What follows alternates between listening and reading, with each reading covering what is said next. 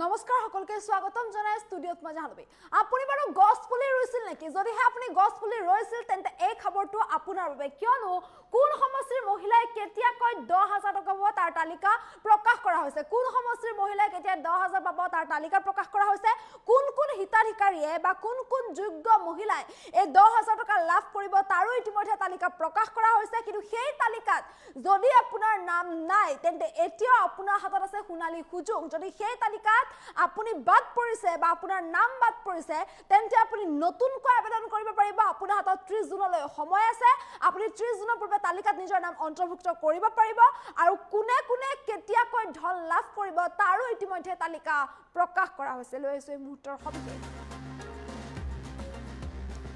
আপুনি গছ পুলি ৰুইছিল নে যদি হে আপুনি গছ পুলি ৰুইছিল তেন্তে এই খবৰটো আপোনাৰ বাবে আত্মসহায়ক গোটৰ মহিলাসকলৰ বাবে এই মুহূৰ্তত এটা ভাল খবৰ জনাই আছো আত্মসহায়ক গোটৰ প্ৰতিগৰাকী মহিলাৰ বাবে এটা ভাল খবৰ কোন সমষ্টিৰ মহিলাই কেতিয়া পাব 10000 টকা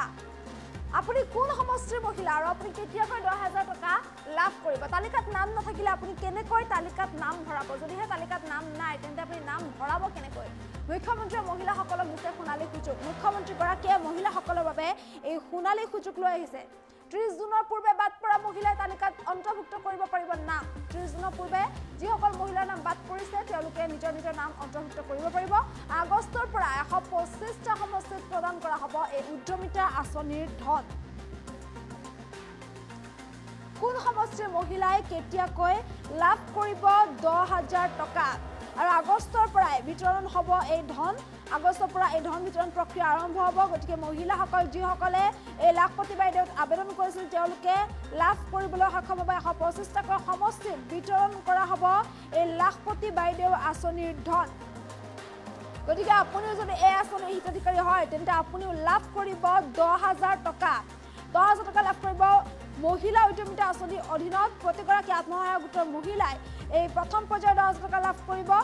আৰু এই 10000 টকা ভালদৰে খটুৱাব পাৰিলে আপুনি দ্বিতীয় পৰ্যায়ত 25000 আৰু তৃতীয় পৰ্যায়ত 50000 টকা লাভ কৰিবলৈ সক্ষম হ'ব সমষ্টিয়ে 10000 টকা বিতৰণ কৰা হ'ব আগষ্ট মাহৰ পৰা জানুৱাৰী মাহলৈকে সমষ্টিয়ে বিতৰণ কৰা হ'ব এই 10000 টকা সমষ্টিৰ বিধায়কৰ জৰিয়তে প্ৰতিগৰাকী মহিলাৰ নাম অন্তৰ্ভুক্ত কৰা হ'ব এই তালিকাত আৰু যিসকলৰ নাম ইতিমধ্যে তালিকাত বাদ পৰিছে যিসকল যোগ্য হিতাধিকাৰী তালিকাৰ নাম অহা নাই বা তালিকাৰ পৰা বাদ পৰিছে তেওঁলোকে 30 জুনৰ ভিতৰত পুনৰ আবেদন কৰিব পাৰিব মুখ্যমন্ত্ৰীগৰাকীয়ে এই সন্দৰ্ভত ডাঙৰ ঘোষণা কৰিছে গতিকে আগষ্ট মাহৰ পৰা জানুৱাৰী মাহলৈকে সমষ্টিয়ে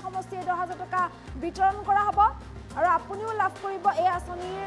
জৰিয়তে আপুনি 10000 টকা আৰু প্ৰথম পৰ্যায়ত 10000 টকা যদি আপুনি ভালদৰে ব্যৱসায়ত খটুৱাব পাৰে তেন্তে আপুনি দ্বিতীয় পৰ্যায়ত 25000 আৰু তৃতীয় পৰ্যায়ত 50000 টকা লাভ কৰিবলৈ সক্ষম হ'ব গতিকে আগষ্ট মাহৰ পৰা এই ধন বিতৰণ প্ৰক্ৰিয়া আৰম্ভ হ'ব আগষ্ট মাহৰ পৰা জানুৱাৰী মাহলৈকে চলিব এই ধন বিতৰণ প্ৰক্ৰিয়া আৰু এই সময়ছোৱাতে আপুনি লাভ কৰিব এই 10000 টকা গতিকে তালিকাত নাম থাকিলে আপুনি তালিকাত নাম অন্তৰ্ভুক্ত কৰিব পাৰিব আপোনাৰ হাতত এতিয়াও সময় আছে 30 জুনলৈ আপোনাৰ হাতত সময় আছে 30 জুনৰ পূৰ্বে আপুনি তালিকাত নিজৰ নাম অন্তৰ্ভুক্ত কৰিব পাৰিব 30 জুনৰ পূৰ্বে আপুনি তালিকাত নাম অন্তৰ্ভুক্ত কৰিলে আপুনিও এই আঁচনিৰ হিতাধিকাৰী হ'ব পাৰিব বা আপুনিও এই প্ৰথম পৰ্যায়ৰ 10000 টকা লাভ কৰিবলৈ সক্ষম হ'ব মুখ্যমন্ত্ৰীগৰাকীয়ে মহিলাসকলৰ বাবে এই সোণালী সুযোগ প্ৰদান কৰিছে গতিকে 30 জুনৰ পূৰ্বে আপুনিও কৰক নতুনকৈ আবেদন কৰিলে আপুনিও এই আঁচনিৰ জৰিয়তে এই ধন লাভ কৰিবলৈ সক্ষম হ'ব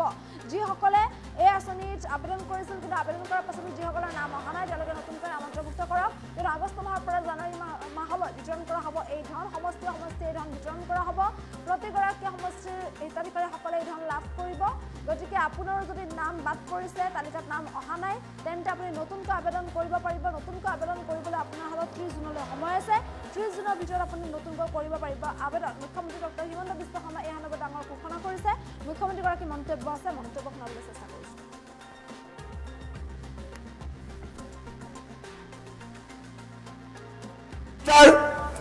আমি ইতিমধ্যে তালিকা প্ৰকাশ কৰিছো কোন মাহত কোন সমষ্টিত আমি এই ধন আমি বিতৰণ কৰিম 30 জুনৰ আগতে কোনোবা যদি পাবলগীয়া মহিলাৰ নাম এই আঁচনিৰ পৰা বাদ পৰিছে বিধায়কসকলৰ জৰিয়তে এই নামো আগবঢ়াই দিবলৈ অনুৰোধ কৰিম কাৰণ আগষ্ট মাহৰ পৰা জানুৱাৰী মাহলৈ আমি নিৰন্তৰ 125টা সমষ্টিত এই আঁচনিৰ ধন বিতৰণ কৰিম 30 জুনৰ পিছত তাক আৰু আমি ঠিক কৰাৰ বাবে সুবিধা নাথাকিব মুখ্যমন্ত্ৰীৰ মহিলা উদ্যমিতাৰ আমি ইতিমধ্যে তালিকা প্ৰকাশ কৰিছো কোন মাহত কোন সমষ্টিত আমি এই ধন আমি বিতৰণ কৰিম 30 জুনৰ আগতে কোনোবা যদি পাবলগীয়া মহিলাৰ নাম এই আঁচনিৰ পৰা বাদ পৰিছে বিধায়কসকলৰ জৰিয়তে এই নামো আগবঢ়াই দিবলৈ অনুৰোধ কৰিম কাৰণ আগষ্ট মাহৰ পৰা জানুৱাৰী মাহলৈ আমি নিৰন্তৰ 125টা সমষ্টিত এই আঁচনিৰ ধন বিতৰণ কৰিম 30 জুনৰ পিছত তাক আৰু আমি ঠিক কৰাৰ বাবে সুবিধা নাথাকিব CM ট্ৰিপলে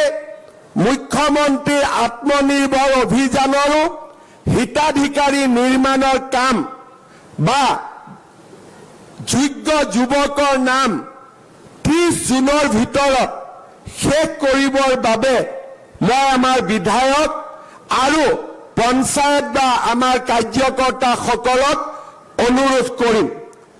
ঠিক তেনেধৰণে আমাৰ চৰকাৰে লোৱা প্ৰত্যেকটো আঁচনি আমি যাতে জুনৰ ভিতৰত সম্পূৰ্ণভাৱে জিলা পৰ্যায়ৰ পৰা ইয়াৰ কাম শেষ কৰিব পাৰো তাৰ বাবে মই আপোনালোকৰ সহযোগিতা বিচাৰিম যাতে এই কেইটামান দিন আমি খুব সিনসিয়াৰলি চৰকাৰী আঁচনি কেইটাৰ কাম আমি সমাপ্ত কৰিব পাৰো মুখ্যমন্ত্ৰীৰ মহিলা উদ্যমিতাৰ আমি ইতিমধ্যে তালিকা প্ৰকাশ কৰিছো কোন মাহত কোন সমষ্টিত আমি এই ধন আমি বিতৰণ কৰিম 30 জুনৰ আগতে কোনোবা যদি পাবলগীয়া মহিলাৰ নাম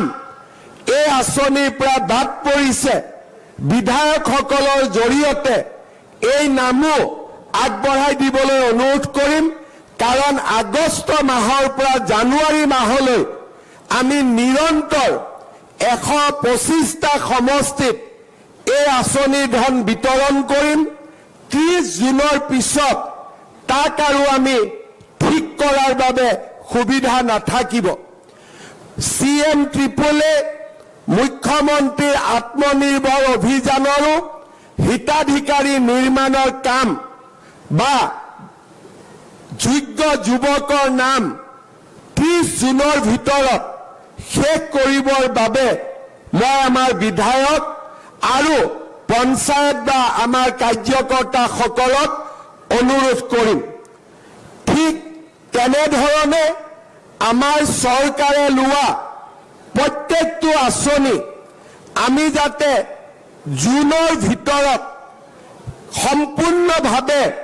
জিলা পৰ্যায়ৰ পৰা ইয়াৰ কাম শেষ কৰিব পাৰো তাৰ বাবে মই আপোনালোকৰ সহযোগিতা বিচাৰিম যাতে এই কেইটামান দিন আমি খুব সিনসিয়াৰলি চৰকাৰী আঁচনি কেইটাৰ কাম আমি সমাপ্ত কৰিব পাৰো